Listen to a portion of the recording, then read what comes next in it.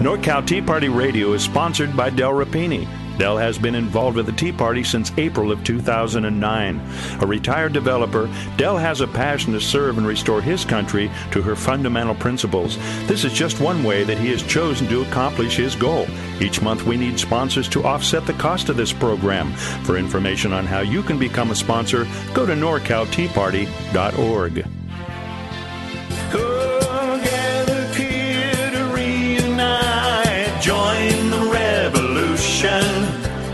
We are strong and standing tall, upholding the Constitution. Welcome back to We the People Radio, KTKZ 1380 right here. Ginny Rapini, your host. Before we get back to our guest, Heather Gass, who's probably making all of our blood pressure go up, I want to remind you, for information about meetings, events, rallies, and for the information of following our bus tour that is going on right now, be sure you go to NorCalTeaParty.com. That's NorCalTeaParty.com. Okay, Heather, welcome back. All right, let's finish that thought you had. Okay, where was I? Well, we were talking about the bag. The A bag. Okay, so listen. Well, yeah. So listen. What they're doing with property is a bunch of different things. It used to be eminent domain. They would just, declare your property blighted, and compensate you justly, and then for the greater good, take the property. And now that's too obvious. So now what they do, a bunch of different things. They shrink the urban growth boundaries, which means that they basically arbitrarily draw a line around the city perimeter, and anything outside of that line that they draw becomes virtually worthless and unbuildable. And then you can only build inside the urban growth boundary. That's one way that they they limit the use of a person's property. Now, when they do that, the person that owns property outside of that arbitrary urban growth line isn't compensated and hasn't had their property taken, but they are severely impacted in what they can actually do with their property. And yet they still pay taxes on it. Absolutely. I'm shocked. Yeah, and then some other things that they do, a favorite of theirs is rezoning. Now, they rezone to either the two things that they're really rezoning to now is open space, which means that you can't use your property at all, because it becomes now part of the wildlands. They want to rewild and create wildlife corridors. And so if it's open space, you can't use it. And again, they don't take it; they just rezone it. And then, or it's rezoned to mixed multi-use. So that means high density stack and pack housing, usually anywhere from 2 to 6 stories. And then the bottom is usually for commercial type stuff. Yeah, and so, let's say that you have a residential neighborhood that's near a BART station or whatever, or they plan on putting a BART station there or a train station. They can rezone that whole area, and now when you try to make a change to your property, you are in nonconformance. And so you have to bring your property to conformance to the zoning laws. And now they'll give you what they call they'll amortize the non-conforming use time. In other words, they'll give you a grace period over a few years. But let's say you don't have the money to build stack and pack housing, right, or the know-how. So now you've got to sell your property. I mean, it's just a whole bunch of stuff that they're doing. That's just really crazy. Are smart meters considered part of this? Absolutely. Smart meters, this whole smart meter grid, smart grid, is part of the cap and trade program. The Assembly Bill 32 was passed in the last, general election, et cetera. And what that is doing is actually creating a global carbon tax that will be basically allowing the redistribution of all of our resources in America across to other nations.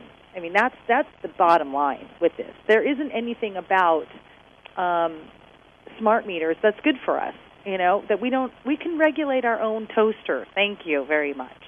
I mean, I've got a gas meter, a gas smart meter, a water smart meter, and an electrical meter.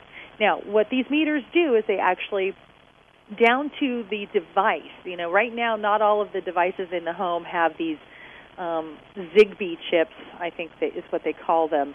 But basically, there's going to, each device, your toaster, everything in your home is going to have these little chips that will be pulsed, and when you turn on a device, how long it'll know, what brand it is.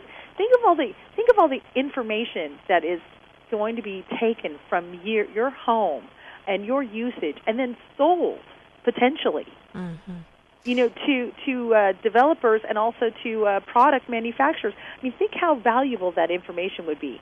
And they can then remotely turn off your heater, turn up your, whatever they want. That was going to be my next question. Can they actually then come in and inhibit our use of electricity or water or whatever it is that they're metering? Well, right now they're talking about, you were saying they were having your neighbor tell you not to water your lawn. Well, guess what? The smart meter will tell. Exactly. They're going to be. It's like on whatever days you're not allowed to be watering your lawn. They'll just disable your water meter. Oh man. And so I'm serious. I mean, this is where it's going. And so you're going to be paying a lot more for your electricity. I mean, the idea is, look, they think that Americans and the way we live, we consume too much, we're too greedy, we have too many resources. And so by creating this smart meter grid system, they can now monitor everything we do. We are now reduced to a carbon footprint of water, resources, whatever, and they'll be able to then redistribute that through a global smart grid. This smart grid is being implemented, rolled out in every country. And this year in August, I don't know if you know this, but this year in August, California is the pilot program. Of course we are, Always, yes. But August will be the first issuance, the first auction for carbon credits in California. Now, we are going to, once this starts, it's a huge money-making deal. This is nothing but a Ponzi scheme. These big developers, not developers, but these big corporations, that are polluting, let's say, if you even are going to continue to pollute. What they're going to do is they're going to buy carbon credits from mitigation banks. Where are the mitigation banks that they're going to offset their carbon pollution from? All of this open space. That is why our government is buying up all of this property and reserving it in the Sierras and all over and calling it open space and making it off limits, because they're using our tax dollars to buy it, making it off limits, and then they're going to make money selling the carbon credits to the big corporations. Well, all I can say is we better rise up and hold fast to this. You mentioned at the beginning about going and sitting in on our city council meetings, everybody going to their city council meetings. What are some of the questions that they should ask when they're there, Heather? Well, they need to be asking about the land use policies and plans. I mean, how much is this going to cost? Nobody knows. They need to just get an idea of what the actual general plan is. In California, everything is being rolled up into regional planning, and so we are in big, big trouble because our local redevelopment funds, and even though I wasn't keen on how it was being used, at least it was local. Redevelopment money is now controlled by the state. Our local planning is now being taken away and actually being done by the region, although they say it's not. So really, we need to go to the local level. We need to go to our city councils and our supervisors and our mayors. We need to sit down and we need to have coffee with these people. That's right. And really, and I do this, and not just go in and wag your finger at them at the city council meeting and get angry at them, but sit down and say, did you know about this? What do you know about the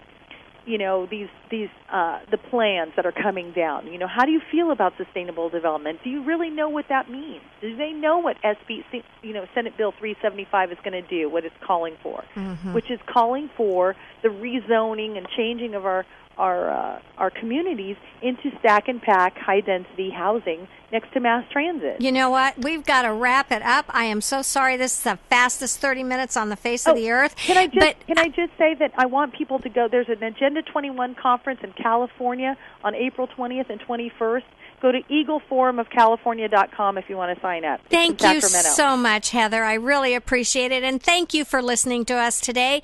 Next week, our guest will be Ted Hart, speaking of high-speed rail, right here on KTKZ 1380, We the People Radio. Have a great day. Together, kid, reunite, join the revolution. We are strong and standing tall, upholding the Constitution. How to get involved? Individuals who want to become part of the NorCal Tea Party Patriots by attending meetings, events, or receiving action alerts, go to our website at norcalteapartypatriots.org. By signing in as a member, you'll receive our newsletter and action alerts. So get involved. NorCalTeaPartyPatriots.org.